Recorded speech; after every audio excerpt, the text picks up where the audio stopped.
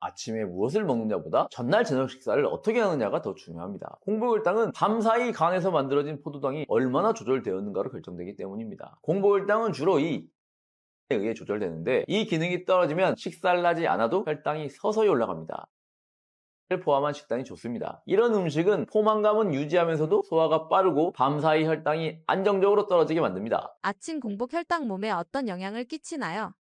아침 공복혈당은 밤사이 우리 몸이 얼마나 안정적으로 포도당을 조절했는지를 보여주는 중요한 지표입니다. 하룻밤 동안 식사를 하지 않아도 간에서는 포도당을 계속 만들어 혈당을 유지하는데 이 과정에서 인슐린과 글루카곤의 균형이 깨지면 공복혈당이 높아집니다. 공복혈당이 높다는 것은 두 가지 가능성을 의미합니다. 첫 번째, 간이 과도하게 포도당을 만들어내고 있다는 것입니다. 정상이라면 인슐린이 간에 포도당 생성을 멈추라 라는 신호를 보내야 하는데 인슐린 감수성이 떨어지면서 이 신호가 제대로 전달되지 않아 밤새 불필요하게 포도당이 계속 방출됩니다. 둘째, 췌장의 기저인슐린 분비 능력이 약해졌다는 뜻입니다. 공복혈당은 주로 이 기저인슐린에 의해 조절되는데 이 기능이 떨어지면 식사를 하지 않아도 혈당이 서서히 올라갑니다. 이 단계에서는 이미 인슐린 저항성과 췌장 기능 저하가 함께 진행되고 있는 상태입니다. 공복혈당이 높게 유지되면 혈관에도 영향을 미칩니다. 밤사이 혈당이 안정되지 않으면 산화 스트레스와 염증 반응이 증가하고 이로 인해 혈관 내피세포가 손상되어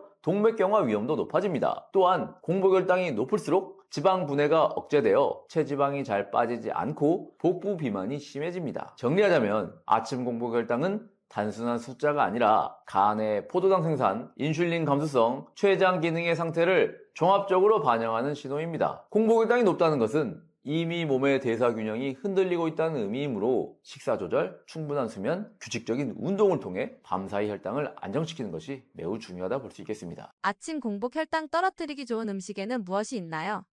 아침 공복혈당을 낮추기 위해서는 아침에 무엇을 먹느냐보다 전날 저녁 식사를 어떻게 하느냐가 더 중요합니다. 공복혈당은 밤사이 간에서 만들어진 포도당이 얼마나 조절되었는가로 결정되기 때문입니다. 그래서 첫 번째, 저녁 식사 시간을 앞당기는 것이 좋습니다. 가장 이상적인 시간은 오후 6시에서 7시 사이입니다. 늦은 시간에 식사하면 잠자는 동안에도 음식이 소화되고 그 과정에서 혈당이 밤새 높게 유지되어 아침 공복혈당이 쉽게 올라갈 수 있습니다. 반대로 저녁을 일찍 마치면 몸이 수면 중에 안정된 대사 상태로 전환되면서 간의 포도당 생성이 줄어들고 공복혈당이 자연스럽게 낮아질 수 있습니다. 둘째, 저녁 식사의 구성도 중요합니다. 지방이 많고 기름진 음식은 소화가 늦어져 자기 직전까지 인슐린이 분비되게 만들기 때문에 피해야 합니다. 대신 단백질이 적당히 포함된 가벼운 식사, 예를 들어 채소 위주의 식사나 생선, 두부, 달걀을 포함한 식단이 좋습니다. 이런 음식은 포만감은 유지하면서도 소화가 빠르고 밤사이 혈당이 안정적으로 떨어지게 만듭니다. 셋째, 저녁 식사 후 30분에서 1시간 사이에 걷기를 하는 것이 효과적입니다. 식후 가벼운 걷기는 혈당을 근육이 직접 사용하도록 만들어 인슐린에 의존하지 않고 혈당을 낮춥니다. 이 습관만으로도 다음날 아침 공복혈당이 10에서 20 정도 낮아지는 경우도 많이 있습니다. 정리하자면 아침 공복혈당을 낮추는 핵심은 아침 메뉴가 아니라 전날 저녁의 시간, 음식, 활동입니다. 저녁을 일찍 가볍게 먹고 식후에 걷는 습관을 들이면 밤사이 간의 포도당 생산이 억제되어 아침 혈당이 자연스럽게 안정될 수 있습니다. 아침 식사 선택이 중요한 이유가 무엇인가요?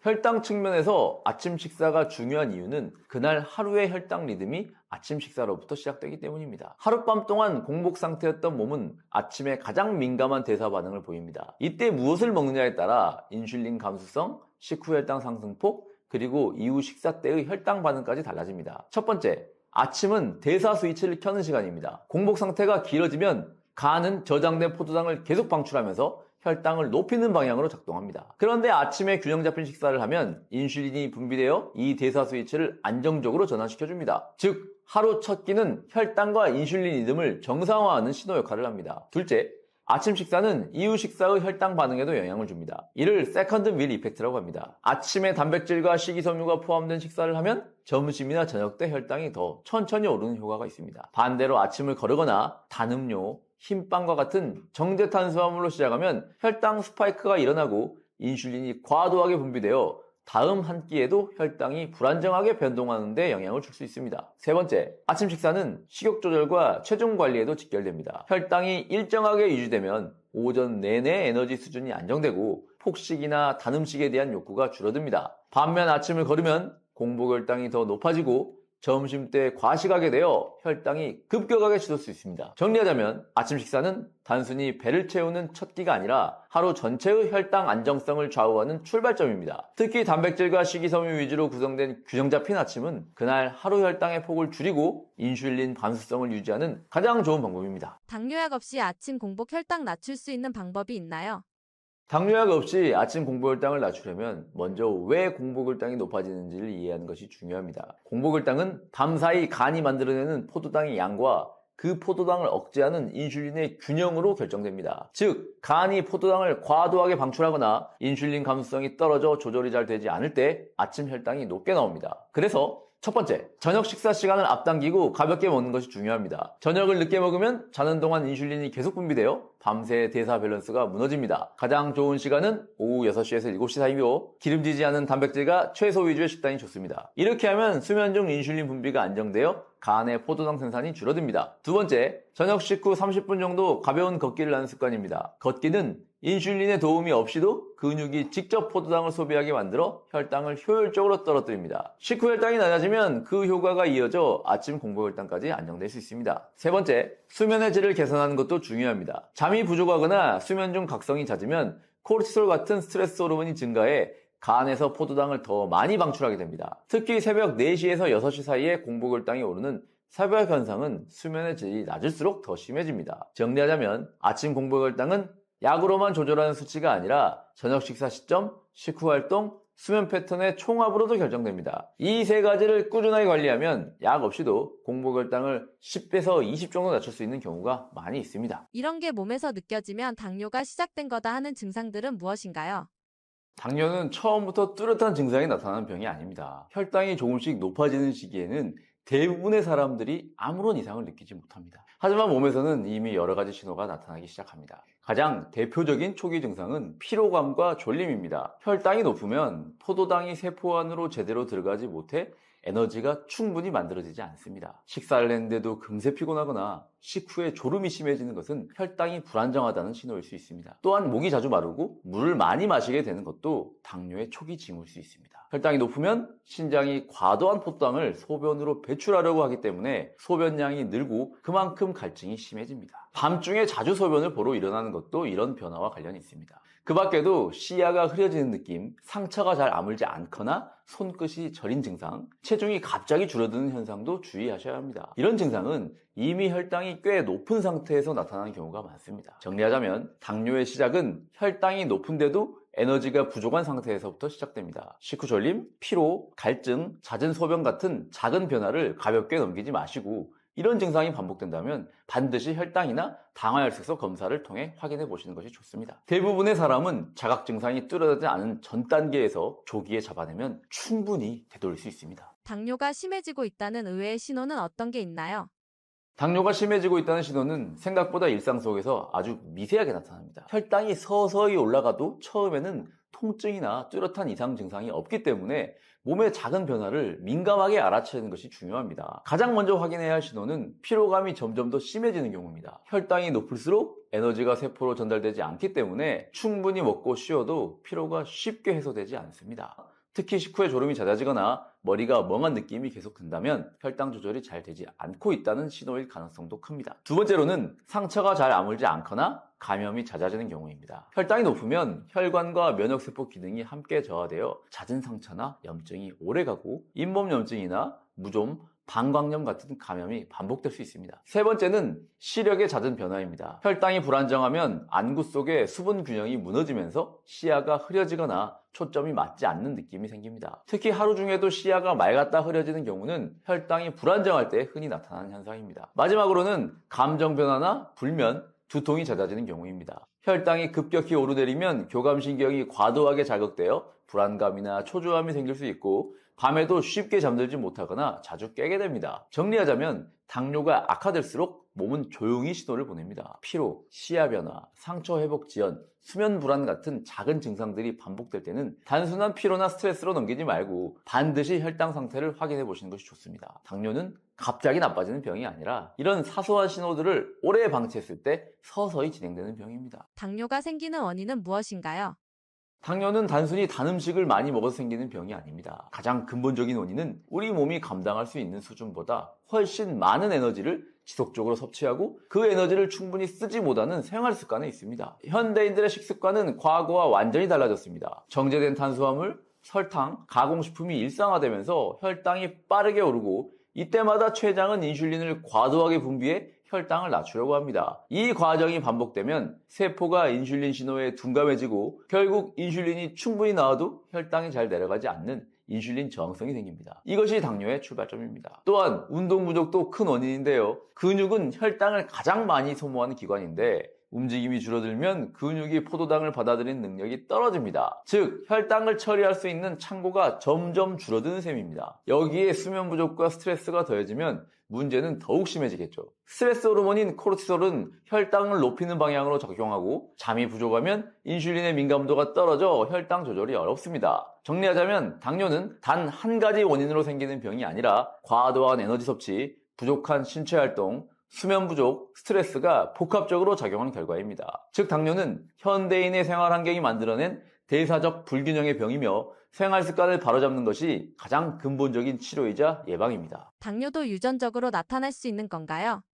유전적인 요인도 분명 영향을 미칩니다. 하지만 실제로 당뇨가 발병하는지를 결정하는 것은 생활 습관입니다. 즉 유전은 당뇨의 가능성을 높일 뿐이고 그 가능성을 현실로 만드는 것은 식습관과 운동, 수면, 스트레스 같은 환경적인 요인입니다. 부모가 당뇨병이 있어도 자녀가 반드시 당뇨가 생기는 것은 아닙니다. 반대로 가족력이 없더라도 정제 탄수화물 위주의 식사와 운동 부족, 불규칙한 생활 습관이 지속되면 누구에게나 당뇨병이 생길 수 있습니다. 즉 유전자는 총을 쥐어주는 역할을 하고 생활 습관이 방아쇠를 당기는 역할을 하는 겁니다. 유전적 요인은 바꿀 수 없지만 생활 습관은 충분히 바꿀 수 있습니다. 식단을 단순하게 조정하고 식후 10분이라도 걷고 잠을 일정하게 자는 것만으로도 인슐린 저항성을 줄이는 효과가 나타납니다. 실제로 이런 변화를 실천한 사람들은 가족력이 있어도 당뇨로 발전하지 않은 경우가 많습니다. 결국 당뇨는 유전보다 생활 습관의 영향을 훨씬 더 크게 받는 병입니다. 유전이 씨앗이라면 생활 습관은 그 씨앗이 자랄지 말지 결정하는 토양입니다. 즉 당뇨의 씨앗을 가지고 있어도 건강한 토양을 만들면 싹을 틔우지 않게 할 수 있습니다. 일상생활 속에서 당뇨를 악화시키는 습관에는 무엇이 있나요?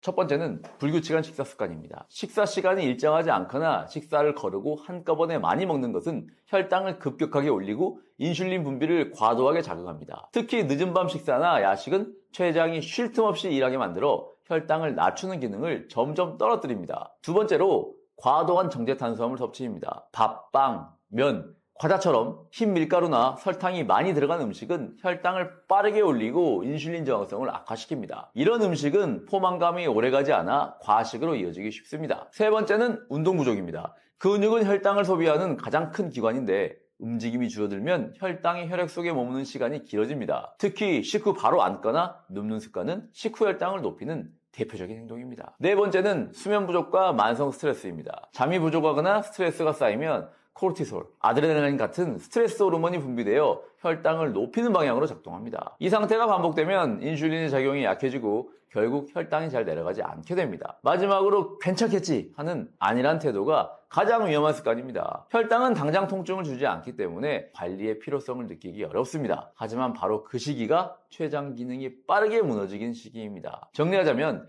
당뇨를 악화시키는 것은 단 한 번의 과식이 아니라 불규칙한 식사, 운동 부족, 수면 결핍, 스트레스 같은 일상의 작은 습관들이 모여서 발생한 일입니다. 이 습관들을 바로잡는 것이야말로 약보다 더 강력한 치료법입니다.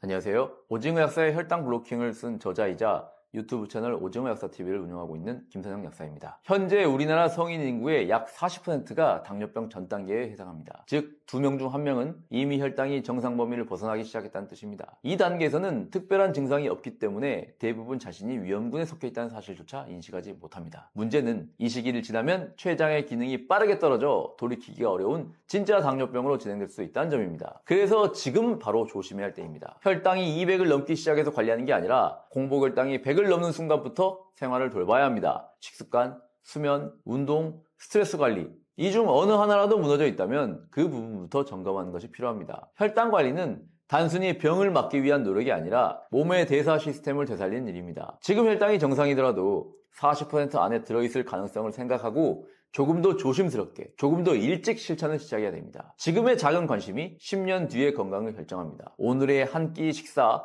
한 번의 걷기, 1시간의 수면을 더 신중하게 선택하는 것이 가장 확실한 예방법입니다. 당뇨병 전 단계는 당뇨병의 시작이 아니라 아직 되돌릴 수 있는 마지막 기회라는 사실 꼭 기억하시기 바랍니다. 그리고 이 시점에서 저의 책 오징어 약사의 혈당 블로킹은 그 마지막 기회를 잡기 위한 가장 현실적이고 과학적인 길잡이입니다. 복잡한 의학 이론이 아니라 실제 혈당을 안정시키는 식사법과 습관이 담긴 가장 실용적인 혈당 교과서로 여러분들의 건강 회복 여정에 도움이 될 수 있을 거라고 자신 있게 말씀드립니다. 감사합니다.